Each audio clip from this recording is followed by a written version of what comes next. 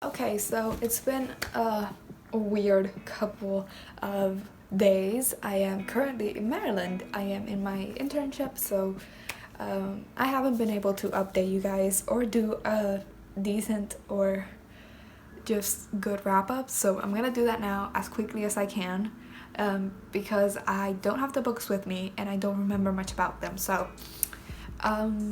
we'll see.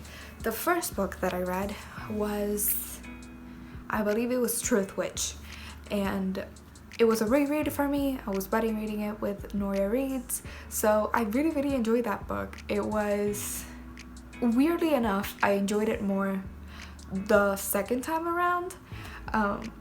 So yeah, I just really loved the dynamics between the characters. I was more interested in them, so yeah, it was really good. And the only issue that I had with it was that there are things that I don't understand about the world building. So yeah, the dynamics between the countries and just the treaty, I believe, that they just had. I don't know much about it and I don't really understand it, so yeah, I kind of just focus on the plot and I understood the plot, so going forward I will be alright and I'm really interested, so we'll see. My favorite character is Isolde, and it's because I just relate to her so much, even though I kind of am like Safi also, so I'm kind of like both of them. But yeah, I really enjoyed her, and it's just a really good book. So yeah, if you want to know more of my thoughts, Goodreads is the way to go, because I try to update or make a good review after I finish a book. So my thoughts will be just better there. But after that, I read Persuasion by Jane Austen. It was my classic of the month and I really enjoyed it. I really want to start discussing the classic of the months more, so be on the lookout for that, and today I will announce what the classic of the month will be for June. So yeah, let me see. What I really loved about this particular novel is that it has more romance in it, in the sense that, for instance, and take this with a grain of salt because I think we are going into spoiler territory regarding the other Jane Austen novels. So Pride and Prejudice, I have read Pride and Prejudice, Sense and Sensibility. Wait, no, I didn't read Persuasion. I read Northanger Abbey. I'm so sorry. Okay, I have read Pride and Prejudice, Persuasion, Sense and Sensibility, and now Northanger Abbey. So for instance, Persuasion, Sense and Sensibility, those two novels don't have that much romance in them, and by the end, the romance element is present or makes itself known. Pride and Prejudice, the tension is so good that Pride and Prejudice will always be my favorite, but Northanger Abbey, we have a character that is actively seeking to have a relationship with this guy, which was just amazing to see because it shows how it's the first time that you actually kind of see that portrayed. So we see, I forgot, Catherine. We see Catherine actively doing stuff to just make herself known and, I don't know, just be closer to him, which is really sweet. And I really like that in this book. It's just a lot, there's just a lot more romance in it. And yeah, there's not a thing that I didn't enjoy. I feel like going into Jane Austen novels, they're pretty slow, but that is to be expected, so I can't say that I didn't enjoy the pace because I was expecting it. It's part of the novel itself, so wonderful. And finally, I read Days of Blood and Starlight, which I don't want to say that I hate it, but I did not enjoy.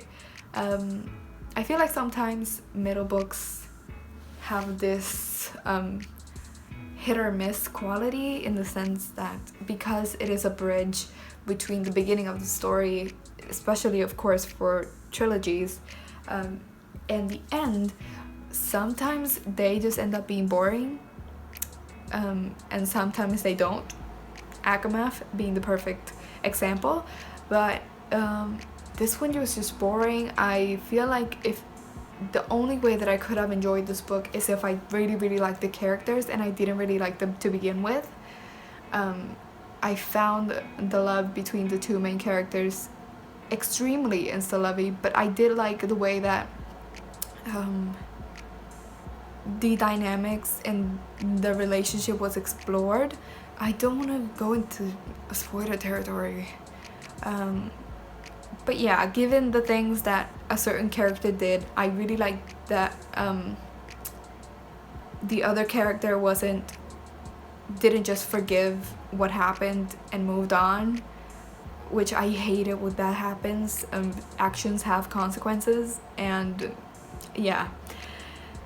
My point is that I really didn't like it, and I think I'm not gonna buy the third book. I'm gonna try and read it from the library here, because I don't want to waste my money on the third book, and I think that I'm gonna actually unhaul both of them, because I'm not gonna read it again. And I'm still looking for the connection to A Stranger Dreamer. Haven't seen it, but yeah, that's that. Currently reading, I feel like this is a sort of, I should call these book reports, because I'm just updating you guys on everything. Currently reading Lord of Shadows, really enjoying it. That being said, it's kind of slow as well, so I'm having a bit of a hard time just getting into it, and I'm so busy that when I come home, I'm just super tired and I don't want to read it. But yeah, I don't know if my expectations were super high, because I feel like people really hyped this book up, and they said that this was just the best in the series. I don't know if that's still the case, or if I'm just, I don't know. But the thing about this, I really love the characters. The Blackthorn family, they are my favorite characters, I think, in the Shadowhunter Chronicles universe.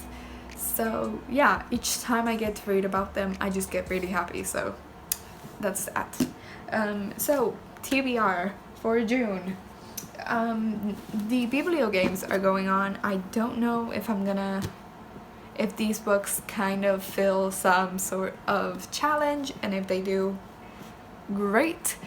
But yeah, I'm kind of taking a break from just participating in games and stuff, and I feel like the thing that made the booktube games really great for me was the fact that we were actually counting page count, and you didn't really have prompts so you could basically read anything. The thing about readathons is that most of my books don't fit the challenges. I don't have a huge TBR, so yeah, I'm a mood reader as well, so it's really hard to participate in readathons. But we'll see. Maybe some of these do end up fitting some challenges, but we'll just, okay, whatever. First of all, I want to read Wind Witch. I am also buddy reading this with Noria, and I'm gonna start it today, I think. So yeah, I'm really excited to see where the story goes, and I just want to see Isolde and Aeduan and just all of the characters. I can't wait. Yeah, really excited. Another book that I really want to read is Still Me. I feel like this is like just a really nice kind of read in a way. It's really light for me, and yeah, I really like it, and I'm excited to read it. So, and it's a new adult, I guess. Is it new adult or fiction? I don't know. Of course it's fiction, but adult fiction. Yeah, this is kind of a palate cleanser, I guess. and I'm really excited to read it as well because I didn't really enjoy the second book, so we'll see how this one goes. And finally, my classic of the month will be Mansfield Park by Jane Austen. I'm keeping up with Jane Austen. I really want to finish Jane Austen. What really interests me about this book is the fact that Jane Austen herself said that the protagonist in this book is her favorite, and Jane Austen is just, I imagine her as this witty aunt figure, and I cannot wait to see how much she enjoys it, or I don't know how much I enjoy it. It's one of the bigger Jane Austen novels. It's 488 pages, but I have the audiobook, so yes. Yeah, I feel like this will be a really enjoyable read, and I will be doing this, I hope, I guess, a discussion by the end of the month. So yeah, I guess that's it. Thank you guys for watching, and I will see you guys with the next video.